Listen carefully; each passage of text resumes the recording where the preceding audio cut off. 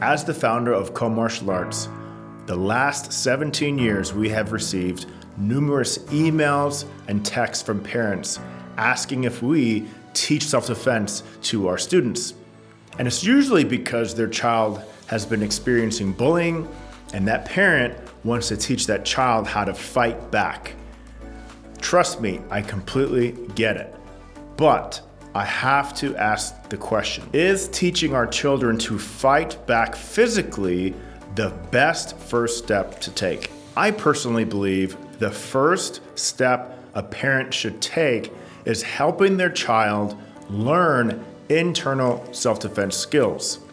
And what this means is instead of focusing more on physically fighting back externally, it's more about learning how to control our thoughts, control our emotions, and also how to communicate effectively.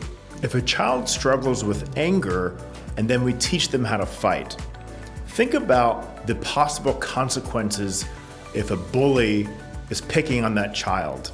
Well, it could be pretty severe. Or if a child struggles with communicating with others, we are not addressing the core issue because most physical altercations or fights can be prevented through verbal tactics and just not being in the wrong place at the wrong time. And you might be thinking right now that this whole internal self-defense idea is all a bunch of fluff. You just want your child to be able to stand up to that bully, especially when that bully won't stand down. Please understand, I'm a full believer that every person should have a set of basic external self-defense skills they can lean on when verbal communication is just not working. But again, most physical altercations can be prevented through verbal tactics and communication. But let's dive into a couple of possible outcomes your child might face if he or she decides to stand up to that bully in a physical way. Well, if they get in a fight, most likely they are both going to be suspended from school and possibly could be kicked out of school. This can also result in that instance being recorded and staying on your child's record for the long term. The last thing you want is your child to have a criminal record before graduating high school. Yes, I know this outcome could be seen as very unlikely, but fights are unpredictable. We don't know what's going to happen, and even more importantly, we don't know if that bully is bringing a weapon to school. That bully could have a knife or even a gun, which then could severely injure your child and, heaven forbid, kill your child. Getting in a fight is never worth the potential outcomes that could happen. It is always best to prevent the fight through verbal tactics and just not being in that wrong place at the wrong time. This is where internal self-defense comes in. We want to help our children develop from the inside out.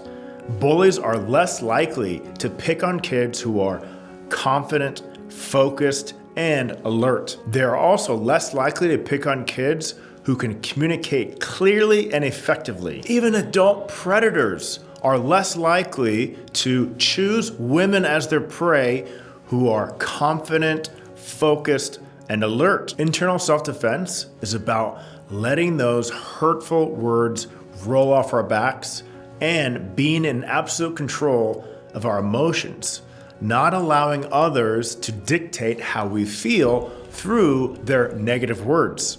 As parents, we cannot control every single hurtful word that is being thrown at our children every single day, but we can train them and teach them how to handle themselves and keep their emotions under control when those high-stakes situations are happening. There is much power in possessing the ability to keep a calm face as another person is throwing verbal attacks at you. Bullies tend to pick on those they feel they can get a reaction from.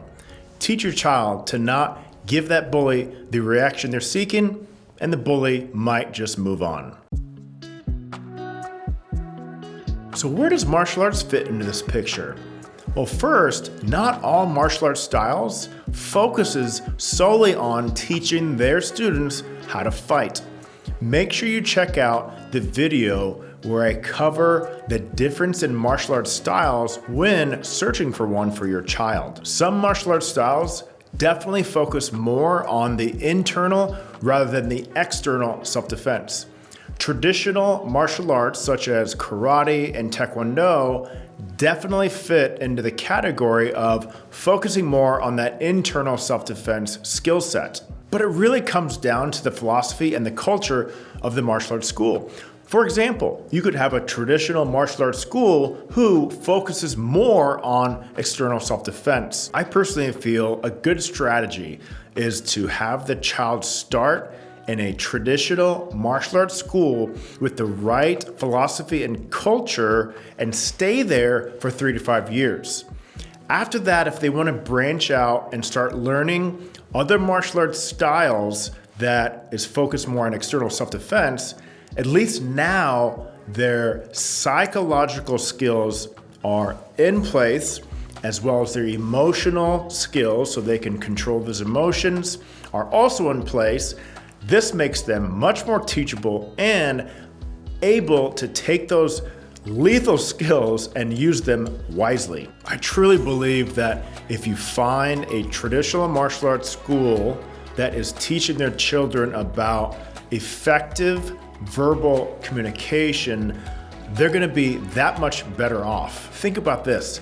We even deal with bullying as adults, whether it be at the office, grocery store, or the gym. We have to have those effective verbal communication skills if we want to diffuse those situations, and most importantly, not allow someone to make us feel bad about ourselves. So think about how amazing it would be if your child started learning about this at an early age, so then when they're an adult, they're going to be much more equipped to deal with those adult bullies. For example, our students later in their training have the opportunity to learn how to become an assistant in a beginner class. And the first part of this training is teaching that student how to master their communication skills, which involves things like body language, so posture, and how do we sound when we're speaking, not just what we're saying, but things like tone, pitch, pace, and melody. Because if we cannot communicate in an effective way, we cannot effectively help others get better. So our goal is always to help our students not just earn a black belt in taekwondo, but a black belt in communication. My stance on this is simple. If your child is getting bullied, first confirm that there's training in place for your child to learn about psychological, emotional, and verbal self-defense skills. We do not want our children to get in fights because of the unpredictable and possible severe consequences. The last thing you'd want is for your child to have a negative mark on their record throughout high school and maybe beyond. Help your child develop sharper focus and stronger discipline, which then is going to lead to more success, which then can lead to more self-confidence. And if a child is self-confident, most likely the bullies will move on. I hope you found this helpful. If you feel that we might be a good fit for your child, please visit our website, thecoma.com, to learn more about us and schedule a free intro lesson.